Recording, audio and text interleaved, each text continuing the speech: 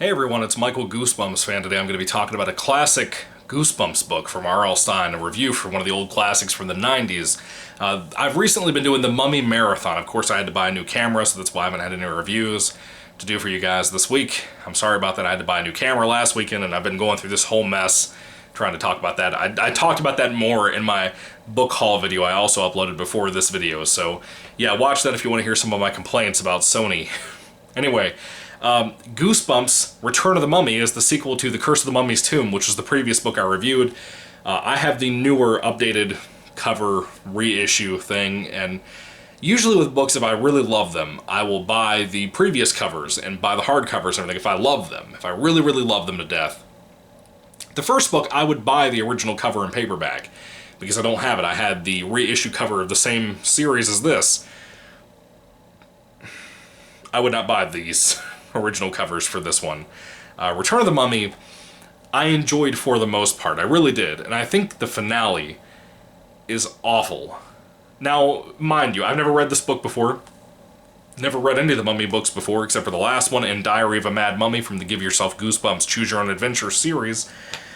But my only exposure to the Mummy from Goosebumps up to this point with Prince Carew, who is the big, bad villain type thing here, sorta, kinda, my biggest exposure to this in Goosebumps universe, or whatever, is from the old TV episode adaptation of this. There was not an adaptation for the first book, The Curse of the Mummy's Tomb. There was only an adaptation for this one.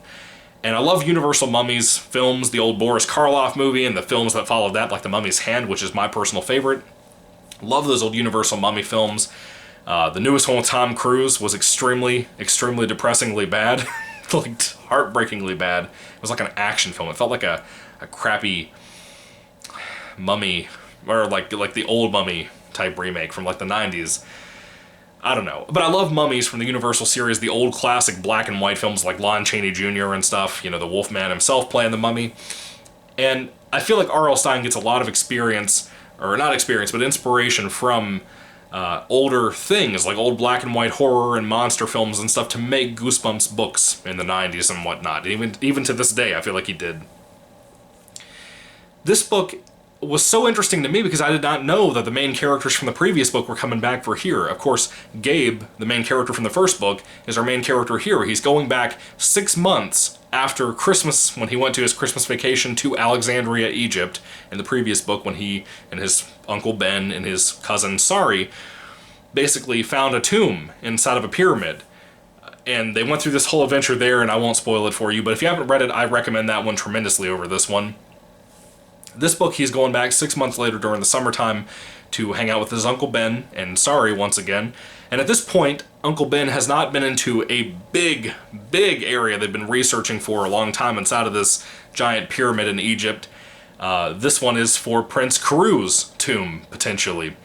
And apparently this one might possibly be a bigger find for the Discovery world when it comes to pyramid finds and whatnot, compared to King Tut, which was discovered in the 20s. And he's really excited about this, Uncle Ben, and of course Sari and our main character Gabe are supposed to be there to experience this opening when they're going to break the seal off the door and everything. Really exciting stuff. I have to tell you, this book, just like the previous book and just like a lot of the Universal Mummy films, has almost no mummy in it at all. Most of it's focused on people going through a small Indiana Jones type adventure, but not as extreme as in the first book, but this book has its moments. People can get lost inside of the pyramids. There's some really creepy scenes involving stuff like that. Just because it's so dark, there's no windows to a pyramid, so, you know, if your flashlight goes out or if it breaks or anything, you're stuck.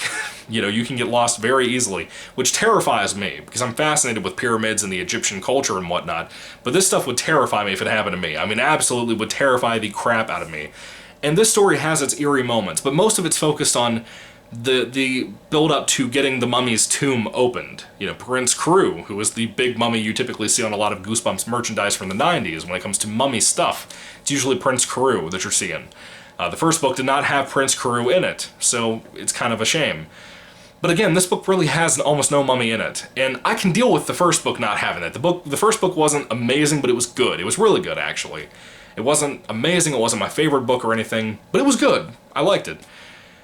This book had that same good, slower build-up, and then the finale is horrible for the most part. I mean, it's really bad. The ending, the actual ending to the villain, is horrendous. I mean, absolutely horrendous. There's so many predictable things in here about certain characters that come into the story, and it really is a shame. I feel like even a 5-year-old could read this book and pick out what's going to happen. If they've seen any movies in their entire life or read any kind of thriller-type books or any kids' books, they probably know who's going to be bad and who's actually going to be good by the end of the book. You know, they're going to know. So, I gotta tell you, as much as I really enjoyed the first book, this one is extremely disappointing in almost every way when it comes to the finale. Which, to me, R.L. Stine's biggest thrill a lot of the time is he knows how to write in a personable manner where he can make the book enjoyable to read and just fun, and the jokes and quips between Gabe and Sari and Uncle Ben are really fun. I really like that. It's still here, but not as present because Uncle Ben is so busy with the tomb and being ready to investigate more of the pyramid and whatnot. That stuff is awesome. I really like that stuff. I really enjoy that stuff, but I kind of expected, kind of like with the Universal films, to have the final act, the confrontation and whatnot, be a lot bigger scale and be a lot more tense than it actually ended up being.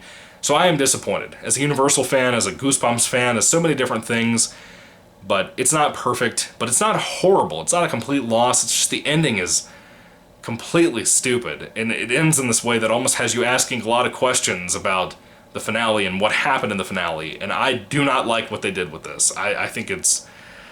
When I say they, I mean Stine, or whoever possibly ghost wrote some of these books with him. I don't know. I don't know if that even happened, but if it did, that's what I mean. This book has so much going for it, and then it just throws it out the window, you know? It feels like the finale is really rushed. This book is like significantly shorter than the first book. The first book was like 138 pages, I think. This one's like 113. So it flies by a lot faster, I think, but to its detriment, I think. Probably was a little rushed, I think, if I had to guess. That happens a lot of the time with contract books. And of course the old 90s series that had a brand new book every single month, so you're running nonstop and trying to push books out as fast as you possibly can, the endings will suffer. A lot of the books in the final production will suffer a lot of the time, and I think that's what kind of happened here, possibly. I'm not really sure, I can't confirm that, but I think that's what happened. But for the most part, it's a fine book. It's a fun book a lot of the time. The ending is just really, really, really weak and really just generally bad, in my opinion, and when it comes to execution of it. But even so, what are your thoughts on Return of the Mummy, guys? I'd love to hear what your thoughts are. Put them down below. It's not great. The first book is way better. Just in general, it's a great adventure story, really fun. I highly recommend the first book. This one, not so much. If you're a big mummy person, especially the old Universal monster films, read this. I think you'll like it, but not love it. Certainly not love it. I think you'll like it like how I did. Anyway, when it comes to Return of the Mummy, which, by the way, I kind of like this reissue cover. I don't hate it. It's not, like, really bad and cartoony like the first book's reissue cover, Curse of the Mummy's Tomb. But even so, I like this reissue cover, sort of, kinda. It's one of those ones I'm not completely against, like the Ghost Next Door cover. I thought that was okay, or Let's Get Invisible's new cover, which was mostly fine. Even so, what are your thoughts? Put them down below, guys, as I said. And if I had to rate Return of the Mummy on a 5-star basis, I'd probably give it like a 3 out of 5 stars. It's almost weaker than that, almost, but I can't justify giving it lower than that because I was engaged with the book. I mean, I've burned through it the last couple of days, which is fast for me because I've been having a lot of a crazy, hectic schedule. So the last couple of days for me to burn through this book the way I did, gotta tell you, it has its props. It has its good moments, some really enjoyable, fun moments that I recommend the book alone for. But yeah, it's kind of predictable, and the ending is terrible, so yeah. Anyway, what are your thoughts on this one? Put your thoughts in comments down below, guys. I would love to hear what you have to say about this book, the first book, Diary of a Mad Mummy, just any mummy book in general, because of course I'm doing the marathon right now where I'm reading through all of the mummy books. There is a TV episode adaptation of this, like I said. There's also a Goosebumps Presents TV book, so I will read that as well and do that before I get to the next book called Series 2000, The Mummy Walks. Really excited to talk about a Series 2000 book. It's been a while since I've talked about any of those, so it's going to be a fun time. But hopefully you'll stick around, hopefully you'll subscribe, and we can talk some more about some Goosebumps and some R.L. Stine and such, some more mummies for the time being. But I am going to try to go ahead and get more of these reviews out as fast as I can because I feel bad. It's been so many days between my recordings because of the camera stuff I've been dealing with, and again, I talked more about that in my TV book, or not my TV haul, my book haul video. But anyway, yeah, I'm sorry. It's a rambly video, it's late, and I felt like talking. And I'm glad I got to do a review, finally. I feel like I haven't done anything for you guys in a while. Anyway, put your thoughts down below. What are your ratings on this book and on the previous book and such before that or after that? Anyway, may the Lord Jesus Christ bless you guys today, and goodbye.